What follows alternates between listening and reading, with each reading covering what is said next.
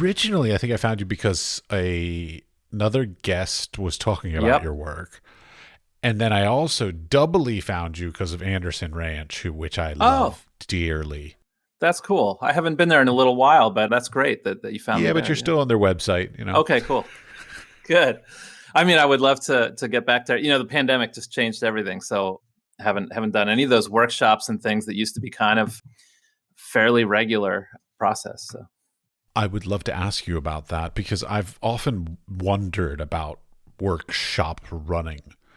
I've never done it. I've wanted to do it. How do you do it? Yeah. I mean, I think in my case, it was similar to this podcast. Somebody was doing a workshop and said, hey, you should look at what Tom's doing. And then so, some place or another reached out to me, went and did a workshop. It went okay. And then I do feel like it's a pretty close knit group. So it's kind of like, oh, if you've done Anderson Ranch, we'd like to have you do this thing over here at this other similar organization. And it's been fun to do those things. It's also, like, for me personally, it's been really exhausting too, because I have a family, I have young kids. Generally I'm going to do that in the summer when I'm not teaching. And that, like, the summertime is pretty precious in terms of your own studio capability. So you're always a little bit of a trade-off where it's like, okay, I'm going to spend 2 weeks doing this workshop and then the related travel. And then I'm going to get back and I won't have seen the family for a while and all these different things. So there's a lot of, like, back and forth about that, but it has been a great way to just learn about different artists, learn about different models, interact with, like, a lot of students who don't attend the school that I teach at, which is kind of refreshing in a way. And then I've just met so many interesting people. And then again, it's opened up some opportunities and things.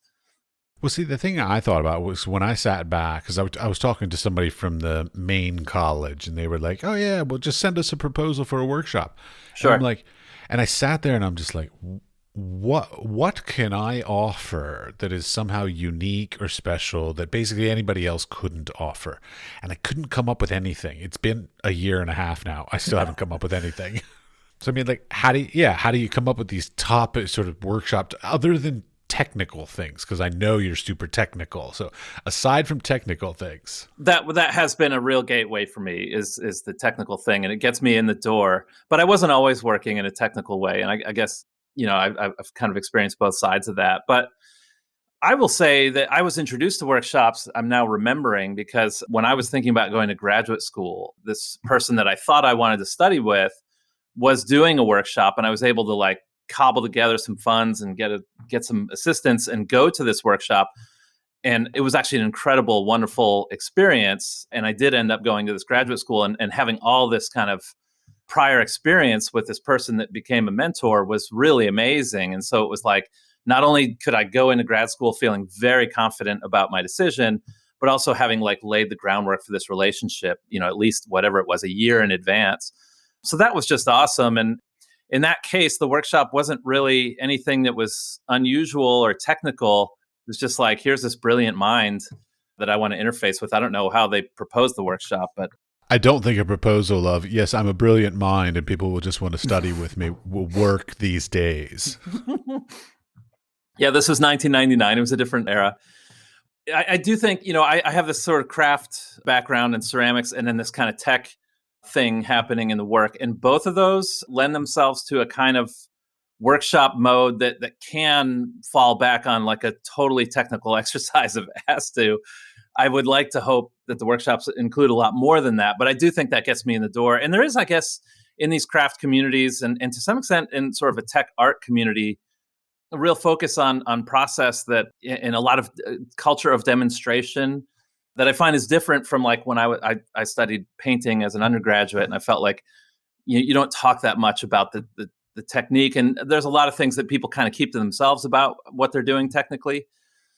And one of the things that actually got me interested in ceramics was like, oh, this community is, like, falling over to share resources with each other. Like, they just can't stop sharing their, technique, their recipe, whatever it may be. Well, I think a lot of that is that the resources to do it, so kilns and all the stuff, like, they're expensive, they're big, and so not everybody can afford them. So you share equipment. I think printmakers are also very much into the same kind of thing because those big presses, not everybody can afford them, not everybody has space for them, all that kind of stuff. So like there are certain disciplines. So like ceramics, printmaking, these people are very community oriented, sharing oriented. Then there are people like me, like photographers. Like we are not sharing people at all. No, and we're also incredibly impatient as well. So yeah. I mean, I love the sharing community. I wish photography and painting and all these people would be more like that. Like a lot of my friends end up being printmakers because I love the sort of communal nature of that. Yeah, I'm finding too with some of the tech stuff that there's in certain pockets, there's some of that where, for example, like in open source software tools, it's just remarkable where these people are sort of saying, hey, this thing that you're trying to do, I actually tried to do that 6 months ago and it was a nightmare, but I did make like a tutorial on how to do it. And here it is. And that's been this interesting parallel. If I'm kind of spending time between trying to like keep up to date on what's really current in 3D modeling and working in a digital space with objects. And then at the same time, I'm like deeply entrenched in a culture of ceramics, which like hasn't introduced a new technology in at least several thousand years. One of the things that I love about your work is the technical side of it. So like the fact that you're taking an incredibly long tradition of ceramic works and utilizing high-tech stuff, specifically the 3D printer, though I'd love to hear more about some of the other things you come up with. But one of the questions I have about this, because I love the theory of 3D printing, but I haven't actually sort of invested the time and the energy and the wherewithal to like really dig into it, because there's this nature of the 3D prints that they always look like 3D prints. Like they've always got those little striations in them, the layering a thing. Like, is there a process to get rid of that to sort of, or is that a thing to like show the process? Is that part of it? I would say yes to both things. I mean, it's a thing to show the process, and there is also, there are processes to get rid of that. And 3D printing is a big umbrella, but most of what we see is like consumer level 3D printing, which is material extrusion, right? Whether it's plastic or whether it's clay, it's a small amount of material usually being pushed through a very small diameter opening in a really controlled way and stacking that up layer by layer. But there are other industrial processes that are at such a resolution that you can't possibly make out those layer lines. But then there's also this whole world of what an engineer would call post-processing, but that we would probably call craft, where it's like, okay, this thing has been printed. I now want to begin to manipulate this using a whole set of techniques and processes that I learned well before this kind of came on the scene or something like that. And so with clay, it's really intuitive. You have all those layer lines and you use your thumb and you can just smear them away in a really straightforward way. The clay is just typical clay. There's nothing special about the clay. Okay, so that you can do either.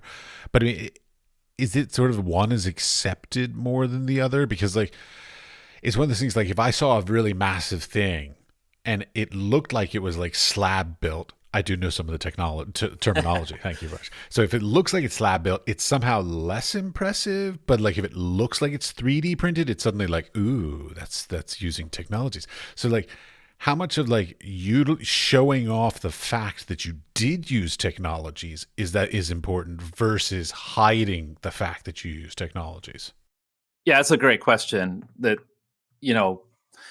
I almost want to turn around and point at you as in terms of photography, that you could really show your photographic process and it could be highly technical, or you could take the opinion that like, I'm telling a story here. The less you're concerned with what my lens and film usage is, the more you can directly get to this story. But in some cases, the story is all bound up in the technology that underlies the creation of that. And so you could certainly go in any direction with that. You're being very teacherly. You're just giving me like, well, you could do any of it. Yeah, it's all good. But I can tell you how I feel about it. There you go. That's what I'm looking for.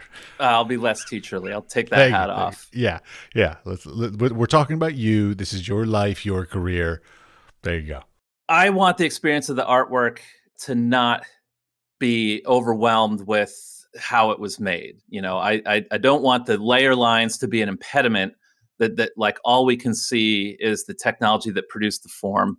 So I've worked pretty hard to try and get to a resolution or a way of working, a technical way of working that doesn't showcase those really heavy layer lines in a really prominent way. And in fact, that's been a huge technical struggle, because the way to do that is to reduce the size of the material that's being laid down.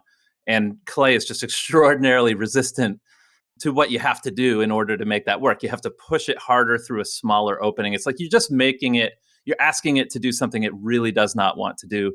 And that in itself has been fascinating. I'm actually so interested in that from sort of a materials and mechanical engineering sort of standpoint, that I have to constantly remind myself, that this is like the process and it shouldn't overwhelm the content, right? I do want the experience of the work. If you found my work in some distant future and you didn't know anything about me, I would want whoever's viewing the work to be intrigued by the form, by the material, by the color, by what they would perceive to be the narrative in the work. And, part of that is how it's made, but I certainly wouldn't want that to be like the number one thing that we're focused on, that is the above all else is how this was made, the technology that went into making this. But it's also, I love this technology. I'm really immersed in it, and it's kind of rewired my brain. So I have to accept the fact that I can't really distance myself from a really heavy duty engagement with this process. What do you think about 3D printed houses and buildings? Yeah, it's really interesting stuff. And I sometimes am sort of asked to participate in that whole endeavor, right? Because I have some knowledge of moving like really hard to move materials through this process. And so I think sometimes I get this question, like, could you do that at the size of a house? Well, I know it can be done. I've seen it done. But the question is sort of like, do you think that's actually like a sustainable thing? Or is it always going to be like a little niche thing of like, it's like a Gaudi house, not everybody can live in a Gaudi house. So I have a criticism, which is that a lot of what we call 3D printed houses are 3D printed walls.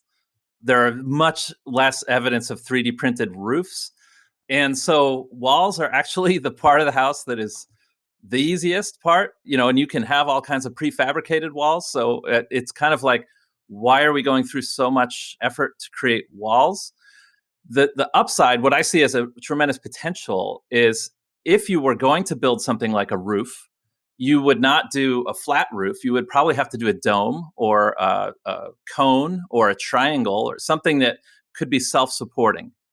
And so if you did, this is like the optimist in me, you would have a built environment. You would have neighborhoods or cities, if they were all 3D printed, that would just be so full of domes and interesting pyramidal shaped roofs and conical forms that I think it would actually make for a really interesting skyline. And it might actually, in an odd way, look much like a much more ancient city where the same forces were in play. They didn't have giant steel girders to span a huge area. So you have to build a dome out of brick, right? And in order to do that, you have to sort of battle against gravity, and you end up with these unbelievably gorgeous forms that I think we all instinctively look at and love. A domed space or these grand public spaces that we, typically don't create so much anymore. So there's a part of me that's hopeful that like the mechanics of 3D printing and its fight against gravity could lead us back to architectural forms that have fallen out of favor because of their expense and their complexity. Yes, that would be exciting. I mean, I've lived in many cities. Like currently I live in Prague, and it's got a beautiful skyline. So, yeah. Yeah. And my father's a minister, so like I love the idea of like domes and stuff. So. Yeah, and it really makes you think about like, well, why are there so few domes, especially in certain parts of the world? And it generally comes down to the complexity and the cost. Oh, no, it's cost. It's not complexity. It's always cost. Yeah. I've never heard anybody go, no, that's too complex, but the price is fine. Like, no, if the price is fine, they'll do the complex thing. It's always cost. Sure. All right, let's take a step back, though. So, first of all, I always like to ask people to pronounce their names correctly for me, just to make sure I do that. So, sure. I'm Tom Lauerman. That is how I would pronounce it. That's great. Okay. Good.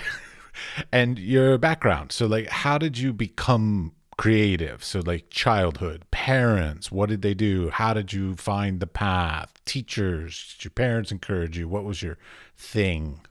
Yeah, I am definitely one of those people that was interested in art from like extraordinarily early on. So all those different times in school, like K through 12, where somebody asks you what you want to do, I would be the kid who said I wanted to do art. I wasn't like a late adopter.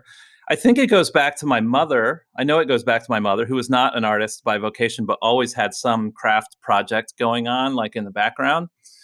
And then additionally, my mom had gotten involved in the early computer industry. This is like way back when, working on using the Fortran language, and at some point had worked at Bell Labs, where there was really this incredible work happening in the 60s. And because of her and she had studied mathematics in college, and that's what kind of, and she was good at typing. And so in the 1960s, it was sort of like, oh, you type really fast and you know math. We can have you do this activity over here. And because of all that, when the personal computer emerged, let's say late 70s, early 80s, what have you, my mom just kind of saw that happen and told all of us, like, oh, we need to get one of these, you know? And so we weren't like the early adopter family that had all the stuff before all the other families, but we definitely had like a computer when nobody in my neighborhood had a computer. And my brother and I were free to just do whatever on this, you know, really basic machine. And we both actually got really interested in trying to do some rudimentary coding and things like that, and to try and be creative with it. He trained as a musician. I trained as an artist. And from the start, we wanted to use this tool in those ways. And so later on in life, I think a lot of people have this really difficult relationship with technology, but because of the way I was introduced to it, I've always felt really at home with it. And one of my struggles has been like, on the one hand, I love ceramics. On the other hand, I love all this technology. Like, how in the world am I going to bring these two things together? They're very disparate. I totally understand. And see, like for me and my family, my brother went down the technological aspect and I went down the artistic side. And so like I kind of don't want to play too much with technology because I feel like I'll end up like bumping my brother's world. And in the same way that he doesn't want to go too artistic because then he'll end up bumping into my world a little too much. Sure.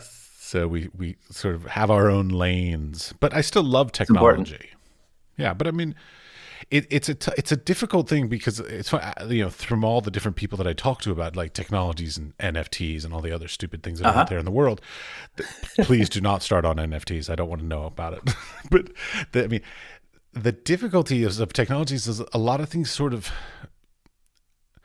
are gosh, I mean, there's so many. The problem is there's so many technologies. So, like, even within 3D printing, I know that there are, you know, a couple hundred different variations of how to 3D print and what materials can be used, and the, you know, whether it's like additive or reductive, and like blah blah. I mean, all these different.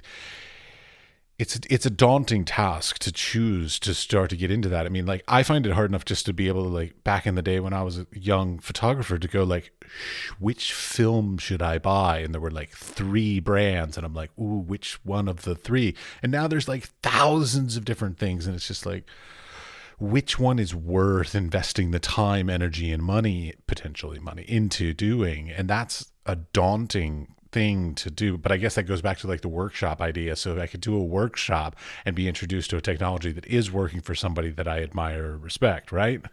Yeah, I mean, I'll tell you, I have the same feeling about photography. Like, I know where my photography's easy, man. Anybody can do that shit. Pick up an iPhone.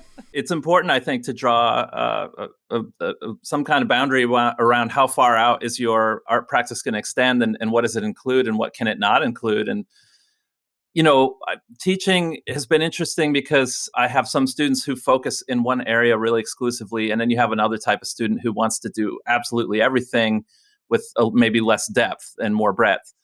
And it's kind of just like two sides of the same coin. It's really how far are you zooming in or zooming out? And so if you chose to do ceramics and you're not even going to be involved in any other material, it's still way too much information, way too much. You couldn't possibly know everything, you know, have this kind of mastery over it. So it's kind of like, how far away do you want to back up? How many materials do you want to include? And then you're always making this trade-off of like, what level of depth can you have with that?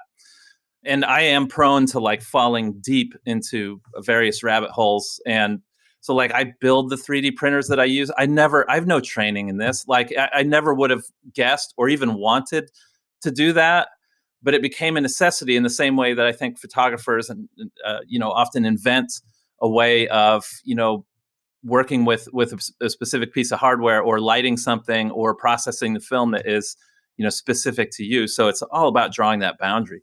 Okay, you brought up a word that I want to know what your sort of working definition between these things are, which is the difference between craft and art. Or is there a difference? I don't feel like there's a huge difference. I feel like these things are totally interwoven. But they haven't always been. That's what like traditionally the word craft and art had a very distinct difference. And I believe these days it's overlapped more / blended more. And so I'm because I have my own little working definition, which I believe is outdated at this point. So that's why I'm interested to hear what other people are saying. This might be teacherly, but I do feel like it's cyclical too. Like if you go back far enough in history, then they're interwoven again. And maybe you go even further back and they're not, right? So well, but were they? Because like I know what you're talking about, like the very old like Roman stuff, where we call them art, but they might have called them craft, but we don't know what they called them back then. So is it cyclical, or are we sort of in hindsight giving it a cyclical thing? Well, it's just interesting to think about if you went back enough generations, how much time a painter would spend making pigment, right? Not making pigment, but making paint with pigment and formulating that and getting it to the right consistency. And what is that if it's not just an insane leap into craft? And that was the necessity in order to practice the medium, was to have that level of engagement where it's like you might be procuring your own colorants and your own oils and blending all that together. And that's not even all that long ago that was like the de facto mode of preparing paint. Well, but not even that long ago, they would have to do that just to paint the walls in Right. their house. Like, so that wasn't even like creative painting. That was just functional painting also. Yeah, so you didn't, until you had paint in tubes, maybe you didn't have the luxury of saying, like, I'm not very interested in craft. I'm not capable of divorcing myself from a sort of craft perspective. I know there's this cultural thing about the way it's received, not the way artists talk about craft amongst themselves, but the way that the world wants to categorize production. Obviously, that's a different thing. And that is tricky, because it comes down to like, one thing that's funny is you'll see different types of people working with clay and ceramics, and then those objects going out into the world at just extraordinarily different sort of price points in galleries and exhibitions, based kind of on what is the background of the artist and what is the utility of the object, that you can be anywhere on a spectrum from $10 to priceless, right, for potentially very similar cultural artifacts. It's correct. Yeah. I mean, because like, okay, the reason why I come to this question is because years ago I used to be an art critic for a newspaper, and I once wrote a thing in there basically calling this lady who did a quilt. I called it a craft, and she got so upset with me because she felt that she had elevated it beyond craft into a piece of art. And when phrased like that, I agree. So like it's this tradition of craft being more sort of based in the term of craftsmanship versus like art, which is it's like you can raise craftsmanship to a level of art. That's part of my working definition. That's what. Yeah, and there's a lot bound up in that anecdote.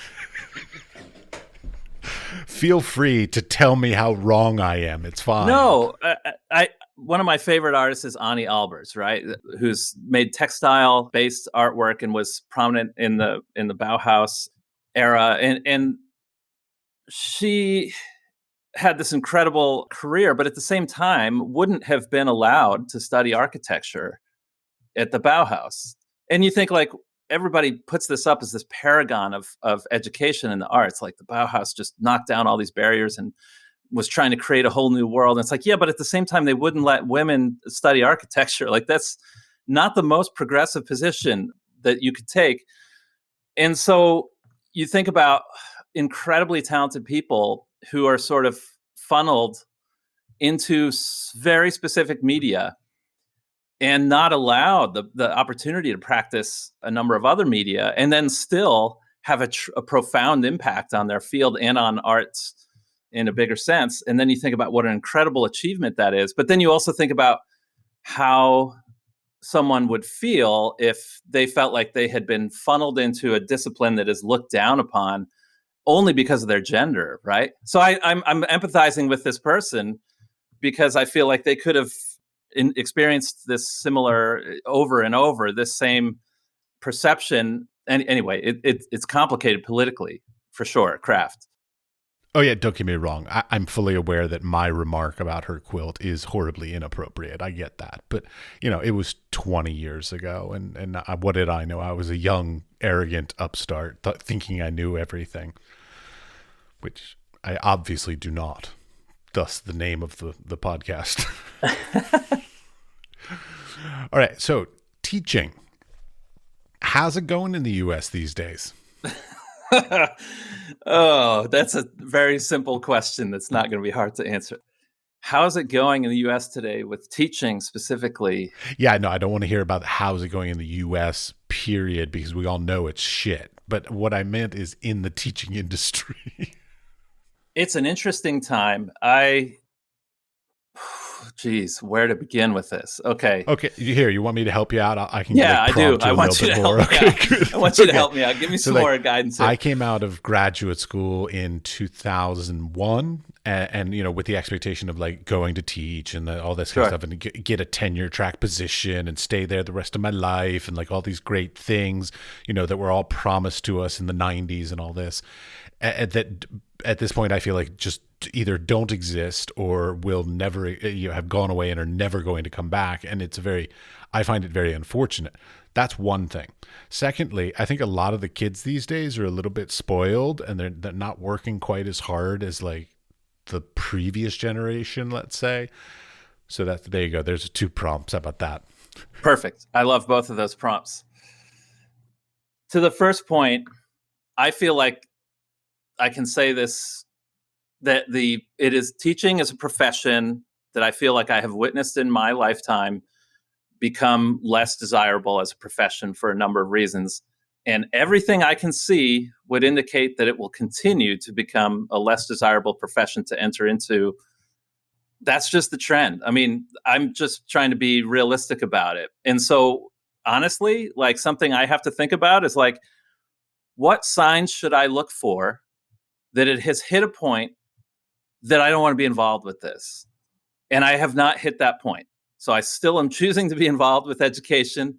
I love teaching. I don't love a lot of things that come with it, but it would be wrong for me to say like, it's going great and it's getting better. I just feel like the trend lines are not looking good, especially in art. I'll tell you, I hit a line where I was just like, fuck, I don't want to do this for a while, which was I was teaching at a school, I'm not going to mention the name, and they called me in at the end, for the sort of end of semester. I was an adjunct, so they called me for end of the semester sort of meeting and stuff. And my dean was like, well, we're not going to invite you back next semester to teach again because it seems that the students did not have fun in your class. And I was like, I'm sorry, when was the criteria for a university education that the students have fun in a course? Like, I never had fun in any of my courses. I learned. That's the nature of a university education, not fun. So this is maybe getting at the second question about, students, are they working less hard? Well, no, not really, because that's more about the idea that a lot of schools are looking at students as customers, quote unquote. And so like you need to make the customer happy kind of a thing instead of actual academic rigor. Yeah. And I think a lot of this is informed by, just bottom line financial realities as well. So I see a huge resistance to courses that are expensive to run. I mean, if you need a lot of space, a lot of equipment to do something, and you're doing something where somebody could actually get injured because it's really intensive studio work, there's just a lot of it's raising a lot of red flags for an organization that wants to be as efficient and profitable as it can be. I don't think I'm saying anything controversial there. And unfortunately, like, art does not scale well. Maybe many things don't scale well, but the way that art has traditionally been taught is very, very difficult to scale. And that creates all kinds of problems because there's a tremendous incentive to scale courses to 30, 40, 50, 100, and beyond students enrolled in a course. And you can do that very effectively, especially using technology in certain disciplines. And we don't do it well in the arts. It's not that it couldn't be done well or shouldn't. You could certainly make that argument. I make that argument a lot, but it's very difficult to scale. And so, to the extent that we incorporate art into technology, it tends to make the project more expensive rather than technology easing the cost of what we're doing. Well, I mean, I'll give a little rub on that. I think entry level courses, so like your intro to, your basics of, a lot of those to a certain extent, okay, fine, not ceramics, but like a lot of other of the artistic disciplines probably could be done online or scaled or all that. But the problem is level 2, level 3, level 4. That's when you just can't do those at scale. Like they need the one-on-ones, or the even just 3-on-1s, whatever. They need a more intimate, engaged relationship that, like a physics class or a math class or a law class, like those are always going to be far more profitable. Like the last school I taught at, I think it was law was their most profitable by far, because they could put like 300 students into a law class and one teacher. They loved that. Sure. Yeah. And it's a question about what role, I think in the arts, mentorship has been this like profoundly significant and important aspect to teaching. And I think you could make the argument in some other disciplines that would be much less important. A sense of like, I met a faculty person who became my mentor in whatever your field is. But I do feel like I'm sure as you're interviewing artists, almost all of them can point to an educator with whom they had, or multiple, with whom they had profound interpersonal relationships. You would be surprised how that's okay. I'll give you, there's actually a difference, because in America, that's not as common. In Europe, that is much more common. Like I just had another podcast this morning with a gentleman from the Czech Republic, and he was talking about how the whole mentor-apprentice relationship is incredibly important in Europe. Like I'll give you an example of exactly how important it still is in Europe to this day. When I went to go fill out an application as a teacher, so a job application to teach, they asked me who my mentor was. It was literally a field on the application process. And I was just like, I don't have a mentor. I'm an American. We don't do that shit. I'm lucky to have had a mentor or two. And maybe it's just I had the good fortune. I was lucky in that regard, and I want to, and I want to duplicate that experience as a teacher for. I want to invest in students I work with, and so it's tricky. Yeah, I think Europe is a different system, and probably that sounds healthier.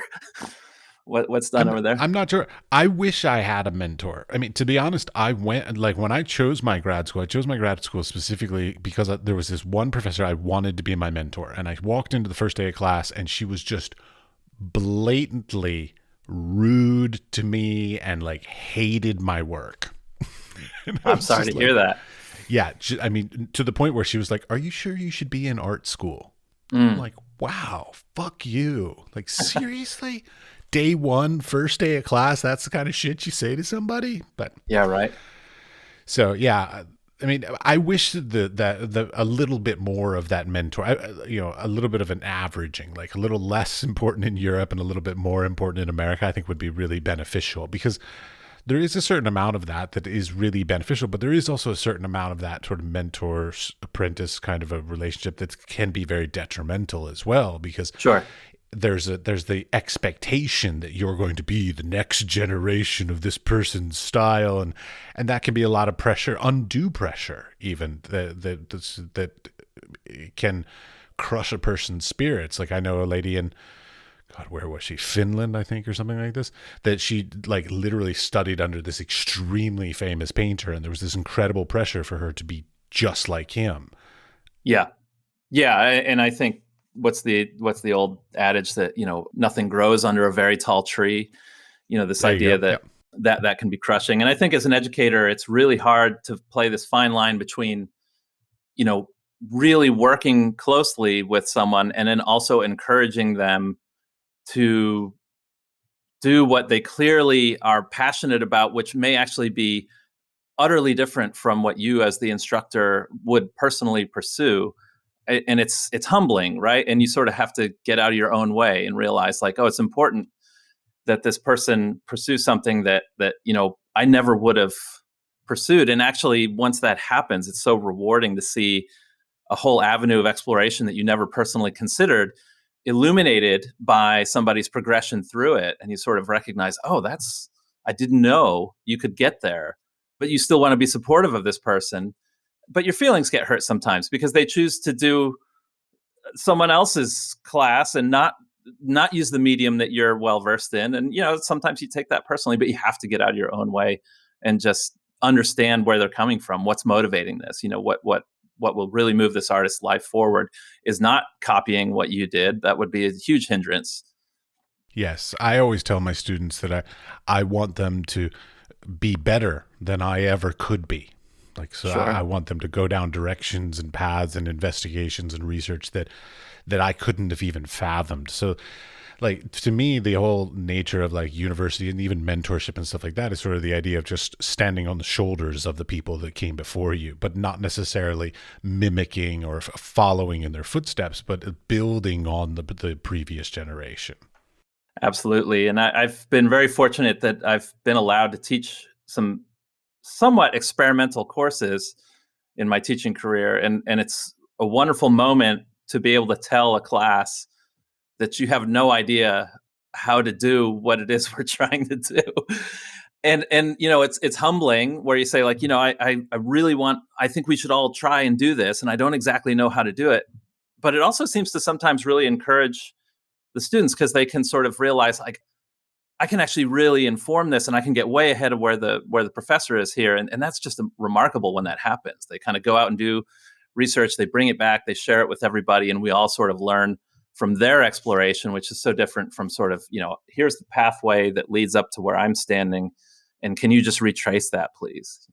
It's hard because there's a balancing act that I run into when I'm teaching, which is like there's a certain amount of standardized knowledge that they need to gain. Like the way I often phrase it to my students is like there's a box that they need to learn in order to, once they graduate, think outside that box, but they have to learn the foundations first. And so like I don't really love it when students like here I'll give you my very specific example because this is one I fucking hate. Students, undergraduate students in particular, who work in abstraction. And I'm like, okay, abstraction is the nature of you have mastered something to such a level that you have then chosen to abstract that thing, whether through thought or through process or whatever. But you must show that you have mastered the thing before you can choose to abstract that thing. But yet I'll get students coming into like a Photo 1 course and going like, oh, I'm making abstracts. And I'm like, no, you don't even know how to use your fucking camera. So like, show me you know how to use your camera before you start abstracting. Like that's one big pet peeve of mine is that a lot of people seem to try to jump ideas. They get ahead of themselves way too fast. And they need to, there is a certain, like, to me, it's like an intro level class and like a level 2 class. Those classes are teaching the box, but then like a third and a fourth level class, that's where they can start to sort of figure out how to go like, outside of it and get much more creative. So certain amount of, I guess, craftsmanship and skill, let's say in the beginning, with then progressive thinking closer to the graduation point. Yeah, it's such a tricky balance. I think my weakness is that I often fall into this kind of facilitator technician role where I just automatically buy into the project idea that the student has presented. And then because it's my nature, I'm then like, let's figure out how to solve all these technical problems in making this work. And then the work happens and you look at it and you're like, we maybe should have spent more time on the conceptual part, because we put a lot of effort into this, and it's not very well thought. It was not very well conceived. But And technically, superb. right, nailed it. And that's something I try and work on, and consciously, and it's really tricky, because you almost feel like you're putting the brakes on. You're the friction, and of course people kind of resent that when you're saying, slow down, learn some things, get some more background to what you're doing. That's not always received well, even though it's essential to the process. Well, and trying to implement that idea of the balance, the technical superiority. I don't know if that was a horrible word for it, but the technical proficiency, as well as the conceptual construct, that they need to be balanced. Like, it's a really hard thing. Like, I have seen, I'm 48 years old, and I have seen artworks all over the world and all kinds of stuff. And like, there's a certain amount of like respect and appreciation I give to amazing craft and skill to simply accomplish something, and then there's an incredible appreciation I give to conceptual, like, great ideas, but maybe not the best outcome, like, results of it. But the magic happens when you can find that balance of both of those together. And it's lovely to hear, like, not only from myself but from you and from other teachers and everybody else that I talk to, is like, everybody struggles with that. Yeah, for sure. And my personal feeling is that sometimes we've gone overboard in art education. I can say in the United States, I don't know about Europe, in terms of the leaning heavily on the conceptual side of things, where leaning heavily on the critique process, on the kind of socialization of the work, and maybe paying less attention to sort of, the fundamental, craft aspects of making things, whether it's photography or sculpture or ceramics, what have you. And it is one of the things that draws me towards ceramics as a medium, and also towards things like 3D printing and digital fabrication, because they're both grounded in a lot of attention to the way that things are made and the materials things are made of, and really considering those materials. Are you leaning towards an ecological interest in it as far as the materials? Because I know that's something that a lot of people are sort of leaning into these days. Yeah, and I would hope it's not just like these days. It's all bound up. So sorry, that sounded so arrogant. I know, but go on. It's bound up in an ecological aspect, which is also tied to a sort of economic aspect, which I guess makes it political, right? And so I'm working with these 3D printers. They're not the most accessible technology, and I'm aware of this. But at the same time, I'm working with ceramics, which I would say is the most accessible technology. And I have printed things using clay that I dug in my backyard, like, just with a shovel, and then I sift out the rocks and things. And it's funny to me. So part of me does that because it makes me crack up. But then also there's this sense that I really like the idea that all the art materials I would need, theoretically, I could find in my backyard, assuming that not the technological components, but the material that the objects are made out of is this kind of ordinary material that we've lived with clay forever, and that has very well-known properties, and it's not particularly, it's naturally occurring. We're never going to run out of it. So I love those facets of it. It's incredibly, there's almost no cheaper medium. When you think about the price of clay, what you're really talking about is like the price to move it from one place to another. On its own, it's not rare. You could find clays that are unusual and rare, but a red clay that we make things out of is one of the most abundant materials on the planet. And so, I love that. I have tried to avoid really decidedly various types of resins and things. And even in the world of 3D printing, I just don't want to engage at all with any piece of equipment that's going to require me to do like the full hazmat situation, which is actually a large percentage of things that you would 3D print. You really need to protect yourself from those materials. Even printing with plastic, which I do a fair amount of in my teaching and in my own work, I'm trying to find the most agreeable, like the best bad choice, the most agreeable plastic that you could work with. But yeah, I've always have avoided, fiberglass and resin and all these things that like solve a lot of problems for sculptors, in the sense that here's a material that's pretty easy to use, and it's incredibly strong, and it doesn't cost that much. And lightweight. Lightweight, and often that is like the recipe that leads to extraordinary toxicity. And when you track the constituent elements of those materials down, it's right back to some kind of petroleum-based thing. And I just try and avoid that as much as I can in my teaching and in my own artwork. Oh, I know. I had a friend of mine who had a 3D printer in his office in our school, which of course has no proper ventilation or anything. And so anytime he ran his 3D printer, he would have to like put fans out and all that, which of course then just blew all that stuff into the hallway for all the rest of the offices then to get it as well. So it was just not good at all. Like, people don't think about the fact that generally, specifically when you're using like the plastics and the polymers and things like this, like it's just off-gassing all kinds of horrible stuff. Like, you should not be doing that in an enclosed space, period. Yeah, it's partially combusted material. You're putting it out everywhere. And that can range from no more benign than cooking on a stove with oil, which isn't actually all that benign, or it can be extraordinarily like car fire level of toxicity, burning tires level of off-gassing. And so it's definitely one of those things that people absolutely should research. And I do feel like all those printers should be ventilated, and often they're not. And it does drive me crazy. And it's tough because people see technologies. Like, my students will say, hey, I read about this kind of printing. It has no layer lines. It's really smooth. It's really beautiful. Can we do that? And here's the machine. It doesn't even cost that much. And I'm always having to say, like, have you looked into what that material is that they're using and where that comes from and how you dispose of it and how you clean it up if you spill it and what happens if you get it on your skin, you know? And so there's just a very high level of toxicity to some of these things. So personally, I just try and steer totally clear of that. It's a totally stupid question, but I never even thought about it. Are things that are those kind of like plastic polymer things that are 3D printed, can they be recycled? Yes and no. Like a lot of things with plastics, technically, yes, you can recycle them. And also certain types can be composted. They can break down naturally, and they can be made of natural materials like corn oil.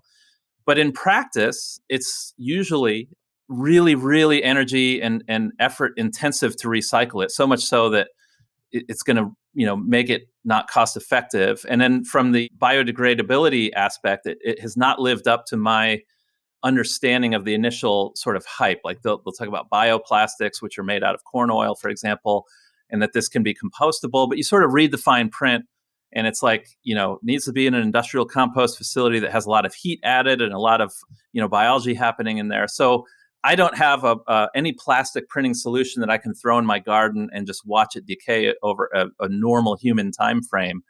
I have some confidence that if I'm using a material that is based on corn oil, that its toxicity is going to be very similar to me cooking in the kitchen. And I can kind of live with that. We've all accepted that, I suppose, to some extent, depending on how well ventilated your kitchen is. But then there's all these other materials that are just immediately adjacent to that can get much nastier, but look exactly the same. And that's what's really tricky, is if you're not reading the fine print, you can very easily slide from a sort of biomaterial into something that's, in my opinion, just a whole order of magnitude more problematic. And they're almost impossible to look at those things and tell which one's which, like after they've been, processed in the way that they get processed. So you really have to do some research with that. Right. They're not marked with like the little recycling symbol with the number 2 in it or anything, unfortunately. Yeah. So I think recyclability is a big issue in plastic printing. Obviously, in ceramic printing, that problem is instantly solved. You print something, you don't like it, add water, you're right back to clay, and we've been doing this for millennia. So that part of it is really nice. All right. I'd like to get a little bit into that, like your work too. So I'm looking at your work. Now, I've had ceramics in my collection. It's not my collection, but like in my own household. Sure. I've had some ceramics, and my cats have destroyed all of them. So, and your things seem to be rather large. Am I seeing the scale correctly? I'm looking at your website. You're seeing the scale correctly. You're not seeing the size correctly. Does that sound incredibly pretentious? Yes. Awesome. Nailed it. Okay, wait. No, I see it now. Okay, yeah, 6.5 inches, 7.5 inches. Okay, yeah, they're not as large scale as I thought they were. I love to think about this difference between scale and size, right? And so they tend to have proportions, and they tend to reference much larger what you would imagine is a much larger form. And I do get this thing constantly. I can't decide if it's good or bad, where people see the work in person and they always, like almost always say, oh, it's much smaller than I thought it was. And so it's operating in a scale. And so what I've come to realize is that for whatever reason, I don't make things that exist in sort of like 1-to-1 scale. Like you think if I were making pottery, and pottery isn't my focus, it needs to be the right size, for use. But if you're making something that's referencing an archway or a roof or an architectural form, it can suggest in its proportioning that it is, it can feel as if it's much larger. And so I actually feel like there's a similarity between the experience of a very large space, like a cathedral or something, and then the way that your body moves through it, and also the experience of like something incredibly small, like you think about like Indian miniature painting or something, where there's someone working with like a one hair brush and they're just doing all this work under a microscope. And that when you see something that's really small and detailed, you sort of project yourself into that space. I feel like it's weirdly more bodily than when the thing is at your own scale. What I'm actually interested in to hear about, though, is also the balancing act, because you're a teacher, so you get a full-time salary from teaching. You produce artwork, which basically, for lack of a better word of explaining it, allows you to teach. So like, because you have to keep up with your exhibitions and your all these kind of things in order to not only keep your teaching job, but also potentially get promoted in your teaching job as well. Do you sell works, or is that just not of your interest kind of thing? No, I do. I'm not a prolific seller of work. I'm also not a prolific maker of work. I'm a prolific worker. I'm never not working, but I can, end the year with like a dozen fairly small objects and feel like that was a wildly productive stretch of time. And then I see colleagues that's like, oh, you produce hundreds of things just at a rate that I can't fathom. So I do sell work. I can say I've never had a prolonged stretch where I was able to sell work, and that's my, that's going to afford my whole living. I've maybe had brief stretches where that has worked out, but few and far between. So selling a work is a component. I love the opportunity to sell the work, but I produce a relatively small amount of work. I love to have projects that take a long time. I like to work on things a long time. So yeah, it's a balance. I've taught for kind of a long time, so I guess I've gotten pretty accustomed to that relationship that you're talking about as far as how the career goes. My wife is also an artist and also a teacher, and so we're both always having that balance as well. Which was my last question actually was about the nature of like two creative people in a household. How does that go over?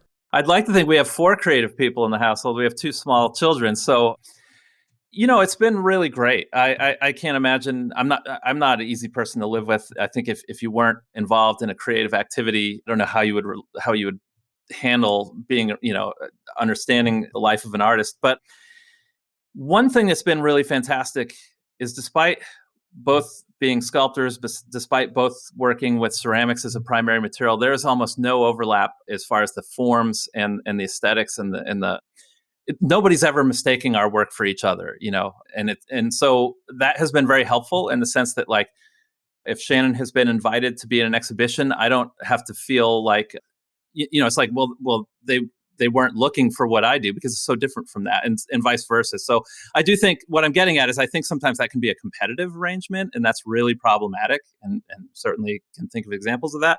And that hasn't been the case. I think it's just been, I don't know, one of the things I'm just fortunate to have, found a partner who I think gets what I do, and vice versa. And I'm very optimistic on 2 creative people in a relationship in the same, family. I had experiences with dating women for long periods of time that were also creative, and it ended up going horribly, horribly wrong. So I ended up creating a rule for myself, like no more dating artists, because it just, and maybe it was me, because of course I was the constant in those multiple relationships, so maybe it was the me part of it and not the them part of it. So yeah. Well, I guess I could say every other relationship I was in didn't work out, so I'm happy that this one has. That brings up another question that I've had a lot come up in these conversations, which is about having children. Did having children in any way influence or affect your creative career? I'm trying to sort of phrase that right because I don't want it to be like specifically, did you change your art form or anything? But like in general, pro or con or sort of like general effects to your career.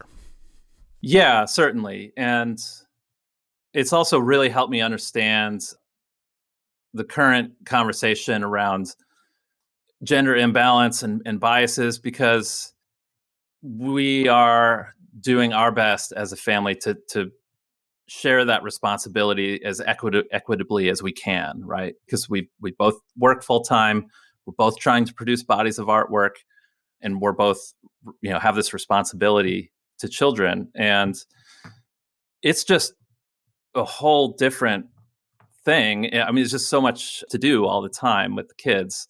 So yeah, I mean, like totally changes your career, totally changes, I think, your brain wiring. I think it changes your body. I mean, really, there's like studies on this. It's like the different hormones are released because you're in proximity to young humans.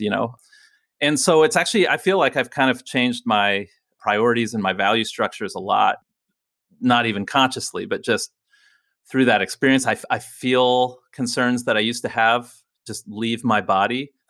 I hope that's healthy. Yeah, I was going to say, is that a good thing? Yeah, I mean, so yeah, it's changed everything. Having children changed everything, and I'm, really enjoying. It's impossible to imagine life otherwise at this point. Just to be clear, though, go back. So you said you have two children. What gender and what age? Sure, we have a girl and a boy. The girl is 10, and the boy is 6. So we've been at this for a little while now, and it's been wonderful. I actually really like having them.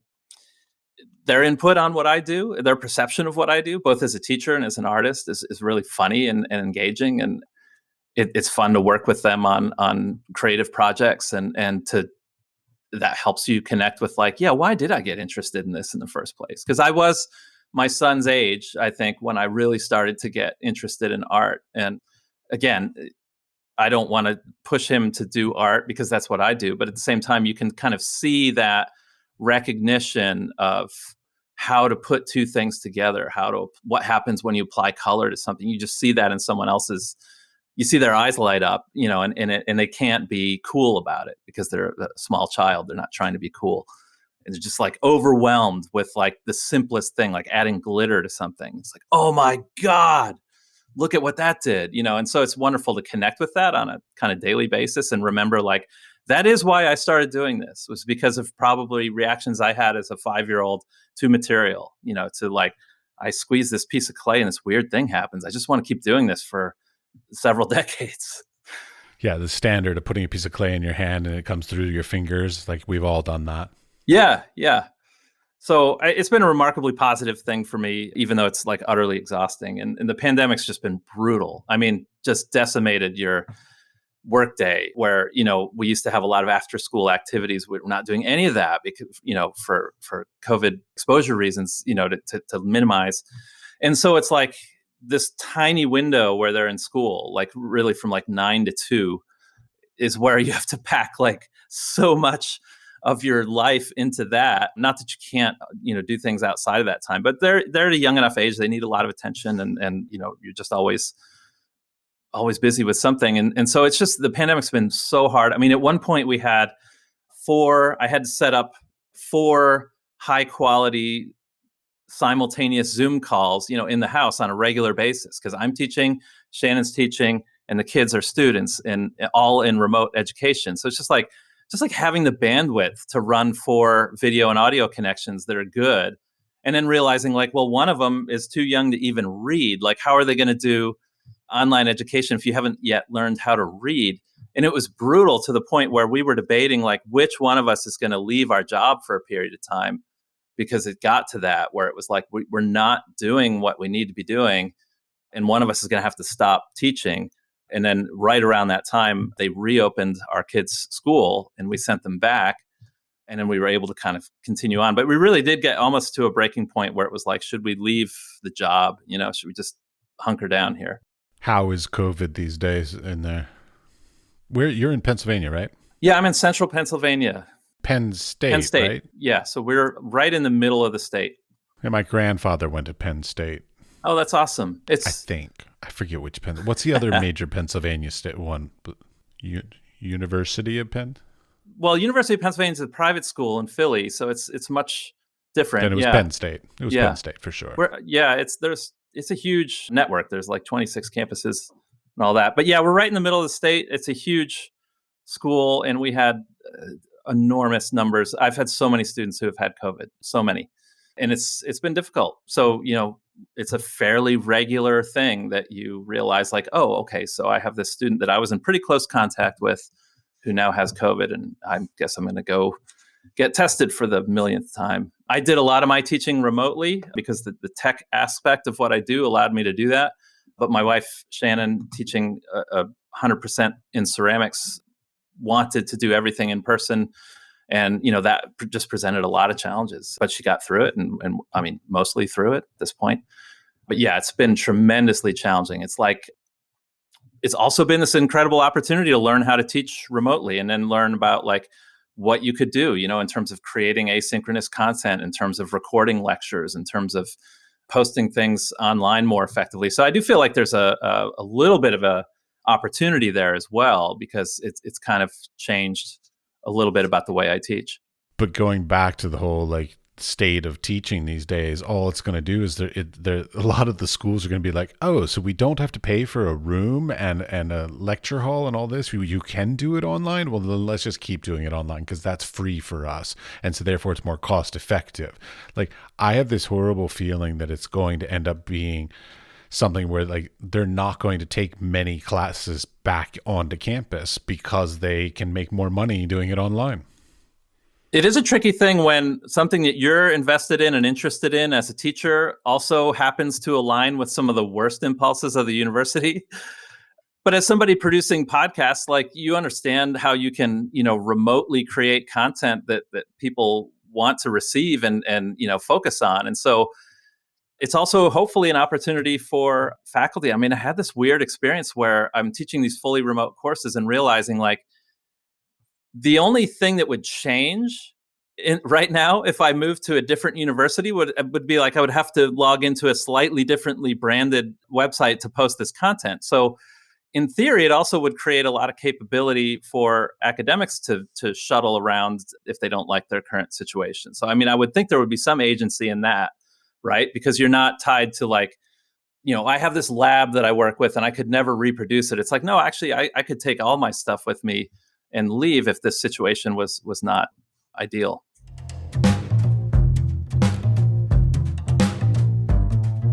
The plastic 3D printers that I love to use are actually made in the Czech Republic. There's a brand, right? Prusa. Yeah, I own like 6 of those. They're fantastic. So yeah, I went by their shop the other day, and they are not very receptive. But I think it had more to do with COVID than anything else. But yeah, they have this huge warehouse.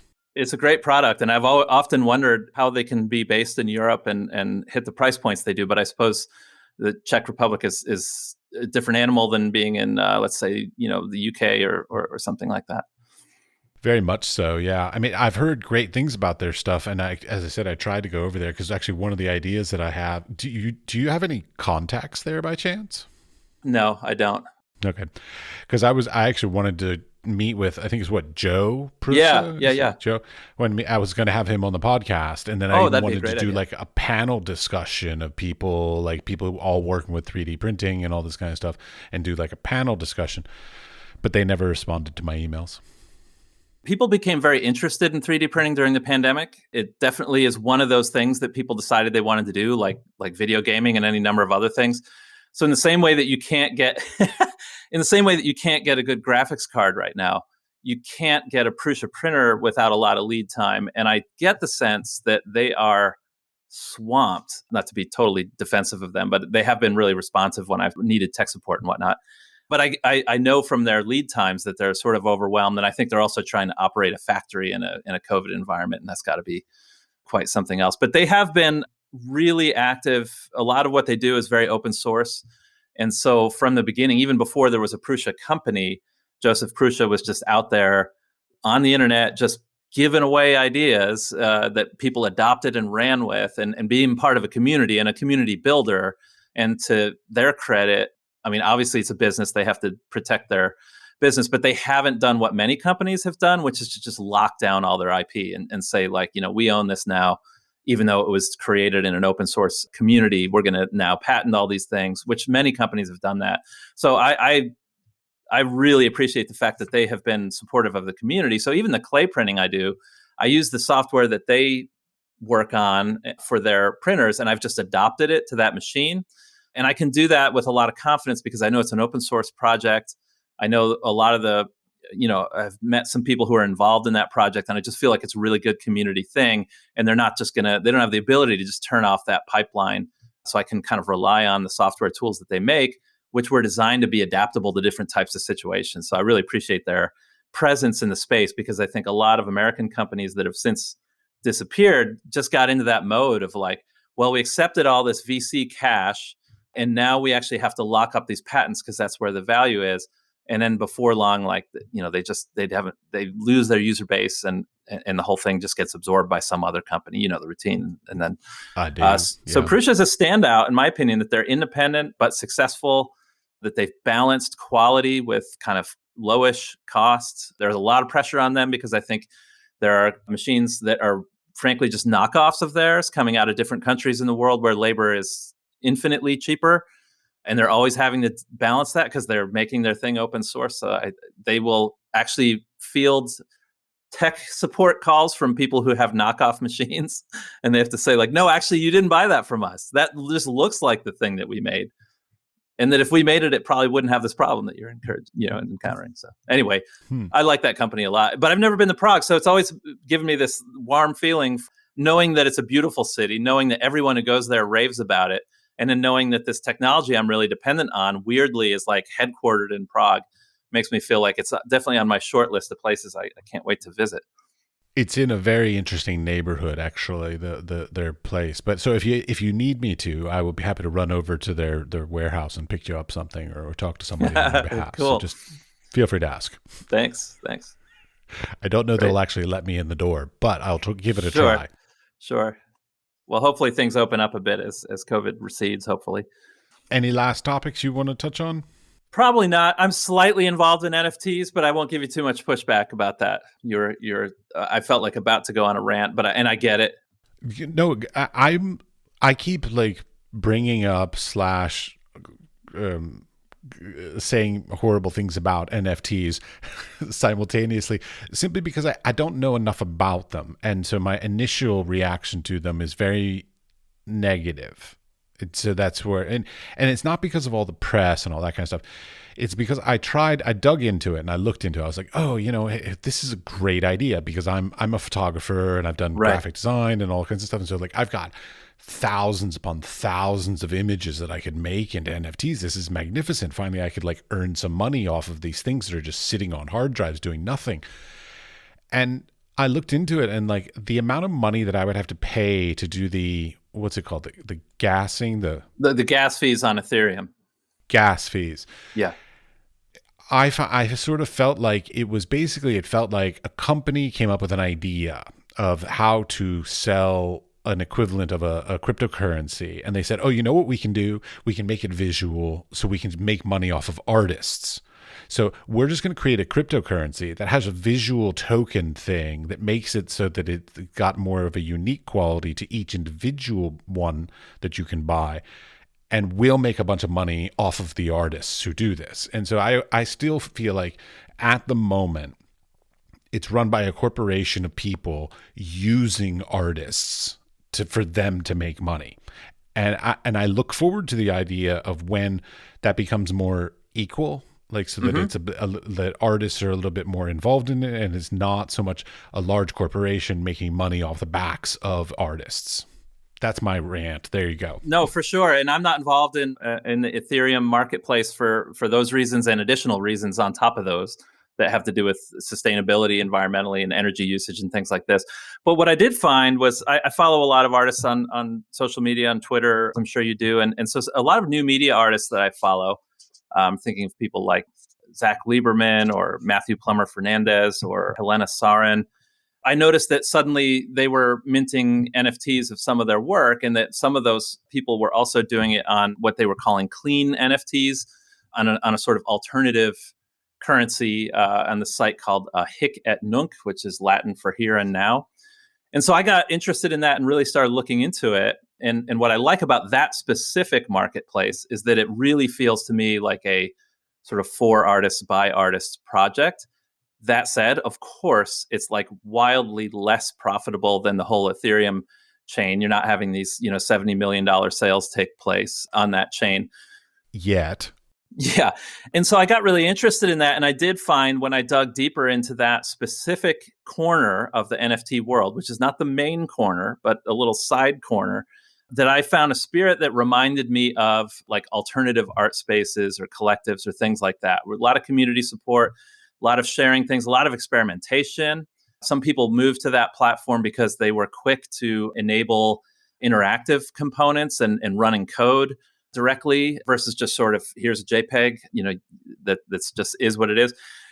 And then I started hearing all these stories of new media artists, and I'm sure you can relate to this, saying like, I haven't before now had a version of my work that was saleable in the way that, painters and sculptors market and sell their work, because, the ubiquity of images, things that I post on the internet is such that nobody has to pay for this stuff. And this is a way of creating, whether you believe in this idea or not. And I think you can certainly have an argument, a kind of digital scarcity that mimics physical scarcity in the real world, and that creates an opportunity for people to say that there is an addition of 50 instead of this is automatically an infinite number of this thing that I've created that anybody can download and use. Yeah, I'm not sure that that's my concern. It's interesting because like a lot of the times when people bring up NFTs, they talk about scarcity, they talk about authenticity. So like the ability to say like, oh, this is the original, whatever kind of thing. None of those are my concerns. None of those are the reasons why I was like, Sure. I was looking at NFTs as a way to take the, hundreds of thousands of digital files that basically like, I don't want to put them out in a gallery setting or in a formal artistic setting, because they're not like my best stuff, and maybe they're not even like of my oeuvre, like they're just they're not like if you saw them you would never say, oh, that's made by Matt Doles, because like it's a completely different topic or medium or whatever. And so to me it looked like this really great way to sort of play around with some other things that like maybe I tried something and I didn't build enough of it to make an entire exhibition worthy of it, or I didn't push it far enough to do it, but they're still cool, like they still work, but there either aren't enough of them or they're just not completely fulfilled in whatever reason. But I was sort of thinking that the NFTs would fit the bill for that. Like I could take these sort of almost like tests or trials or unfulfilled artistic series kinds of things and do it there. But what I felt, again, here's my rant again, here's another rant. My other rant about NFTs is that I feel like they're popularity contest. I feel like it's high school, because like to do it well, i.e. to sell a number of the works, you have to have people who follow your work. Because from what I can tell, and this is, I guess this is a knock on NFT artists, but like the work oftentimes, not all, but oftentimes is not like, oh my God, that's so astounding, it's such a beautiful thing. It's cute, it's fun, it's interesting, it's visually composed well, or the colors are lovely, whatever, but it's not an amazing piece of art that I feel the need to own kind of thing. And so I feel like it ends up being a bit more popularity contest. So like, I know, who was it? There was some famous actress that like put up like a nude photo of herself that she did. So, but she has 1 million followers on Instagram. So of course she sold that out immediately. Whereas if I were to put up a nude photo of somebody, nobody's going to buy it. Like I'm. But is that not a almost perfect mirror of the not NFT art world? I mean, is it structurally different in any way? I was so scarred by like popularity issues in high school that I just don't want to involve myself in them again 30 years later. Yeah. And I guess, what I would say about this particular corner of that universe that I've been invested in is that, yes, that's definitely a big part of the dynamic. It's also like whoever is an early adopter of tech is overrepresented in this space. And so that's at the exclusion of any number of other folks walking around. That's a problem. But also, I'm engaged with this in a very low stakes way. So I'm on a platform that is by far not one of the highest profile platforms. And like you, I have this process through which I generate objects. And that process involves numerous digital iterations of things, including 3D models and drawings and renderings and all these things. And again, it's not what I've typically exhibited, but it's not hopefully utterly uninteresting either. And I know that, like, for example, if I make a little animation of something that I'm working on and post it on, let's say, Instagram, that it might be as well received as any other object that I might make. And then that makes you scratch your head a little bit, like, well, I don't ever exhibit those things, you know. And then suddenly it was like, oh, here's a paradigm that works for this little animation that kind of spilled out of this sculpture that I was making. And maybe I'll try and make this as an NFT. And I found a small but receptive audience to that. And I would think it's almost like again, like a little pop-up show. It's kind of off to the side here. I'm not trying to make this my main way of getting the work out, but it's been interesting to see. Okay, I want to know though, have you sold works? If so, sort of how many, or like how is it worked for you? In about a 4-month span, I've posted 4 different things that I've made, and each one was an addition of between 20 and 40, and they all sold. They all sold at very, very modest prices. This is not like running neck and neck with any other source of income that I have. Okay, so for like a penny. I think the original mint price for the edition, if I'm going to work it out in US dollars, is between like $10 and $20, right? But I'm viewing this as like a parallel would be like, let's say I took a drawing that I made a bunch of t-shirts from that. I silk screened a bunch of those, and I'm selling those for $20 to $30. And it's representing my artwork, but it's obviously not the sculpture that I make. It's a different context, and it's an addition. I'm not trying to say this is it's like I've decided there's going to be 50 of these. So I'm kind of putting it in that kind of context for myself. What's interesting is some of those things have resold for considerably more money, not like crazy money, but let's say a multiple of like at least 10 of what I originally, so if I sold the thing for $20, that it's sold for like 200 or 300 or 400, one of the, not often, but that has happened. And so that's weird and interesting, but I do get royalties from that. I'm getting 15% of any of those royalties. So there is something really equitable about that. And at this present moment, it's a good thing. But I also am aware of and really concerned about a lot of the things that are encroaching on this space that could take this little pocket that I think is really cool and just kind of wipe that out through a number of different forces. Do tell. You have this thing, it started not so long ago, like March of this year, this platform started, right? So when it starts, nobody's making any money from it. Nobody's famous. There's no hierarchy. It's just, hey, somebody opened up this little marketplace. Anybody can put things on here. And so you can imagine, like, the spirit is like, great. Here's established people, not established people, all commingling, collecting each other's work. Quite a lot of just giving stuff away. Here, you take one of these, I'll take one of these.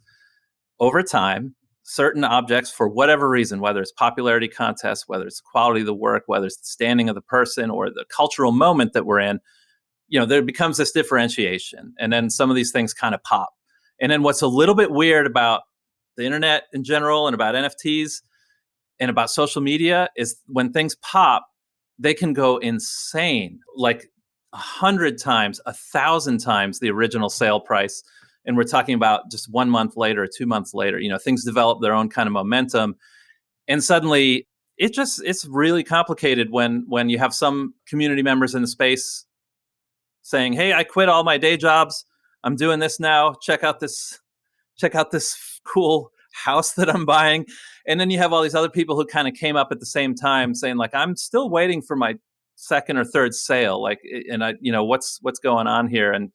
And so, you could imagine this getting torn apart a little bit. You could imagine a community coming apart over all these different issues. And at the moment, one of the concerns is about representation. I mean, this NFT space skews very white male. The crypto space, outlandishly so. I mean, like indefensibly so.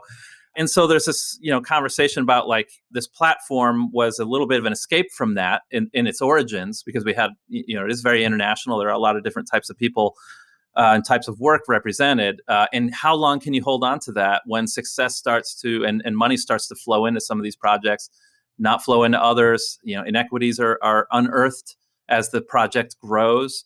Control over the whole project is a very contentious thing.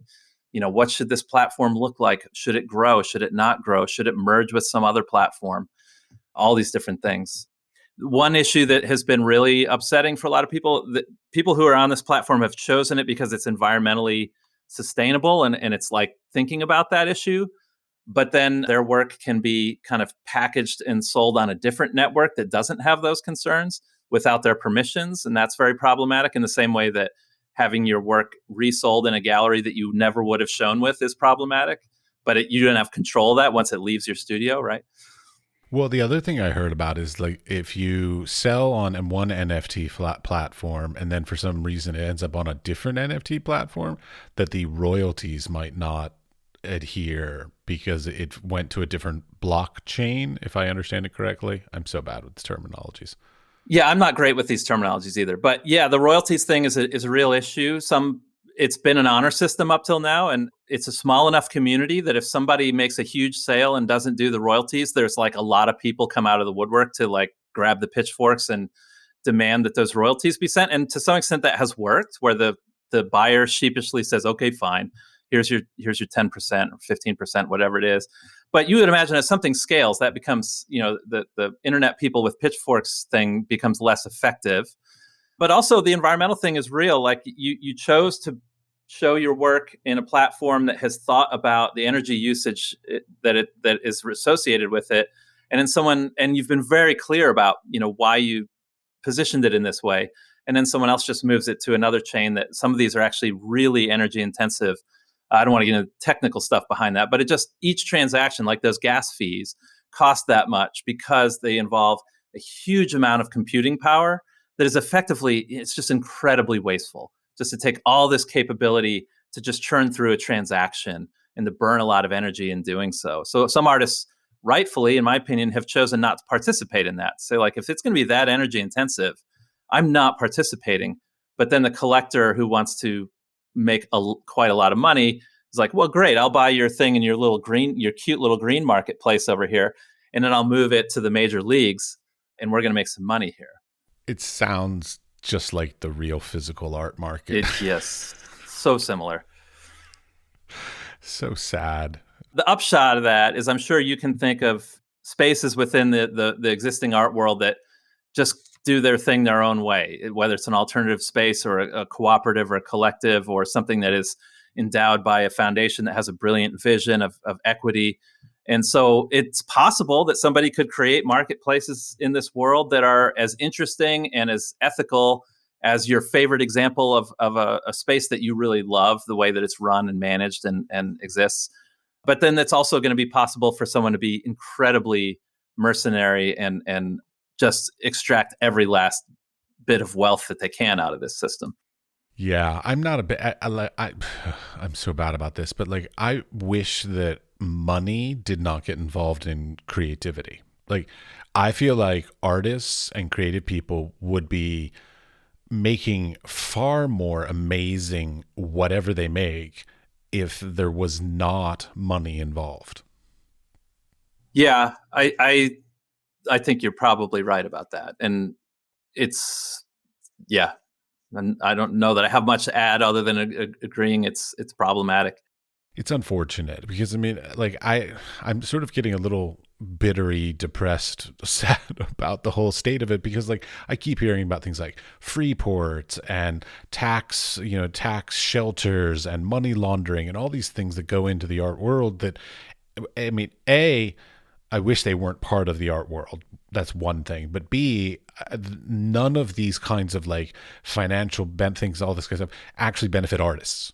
They benefit these wealthy people who do these things to either avoid paying this or, just launder this or do that. And none of it benefits the artist. So like basically art has just become a commodity that these rich people are throwing around. And then it sort of skews the art market in a weird way, because if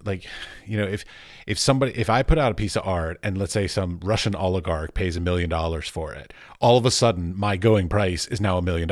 So like now I have to go to all my other locations that I was selling things for $10,000 and say, hey, this one person paid $1 million, so that's now my new price. So now that sort of screwed the whole system, because realistically, I was valued at $10,000, and that's a good price for my work, let's say. But this one person who had a lot of money and basically wanted to launder some money or do a tax shelter or whatever it was, paid $1 million for it. All of a sudden, it's now screwed my career. And a lot of those people don't give a shit about whether or not they're hurting artists. And that sort of just bothers me. Yeah, absolutely. Absolutely. Yeah. And I've heard gallerists complain that there are certain segments of society that a generation ago would frequent galleries who are now priced out, right? That if you have a very successful career, but you're not in the financial services or tech industry, you're an upper middle class person, that maybe this is just way out of reach now. Well, that's also because the middle class has gone away in America. Well, that's a whole different issue. Yeah. Different podcast. Yeah. Yeah, totally different conversation. All right. Well, thank you very much for your time. This has been great fun. Yeah, very much appreciate it. Thanks for having me.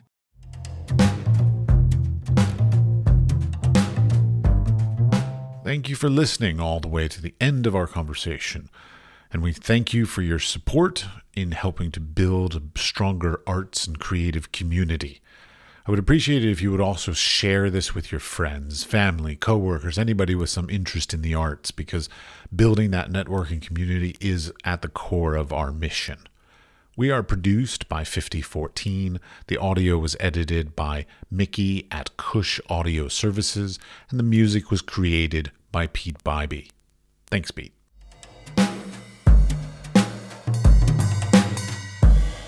The Wise Fool Art Podcast is supported in part by an EEA grant from Iceland, Liechtenstein, and Norway in an effort to work together for a green, competitive, and inclusive Europe. We would also like to thank our partners Hunt Kastner in Prague, Czech Republic, and Kunstsentrene i Norge in Norway.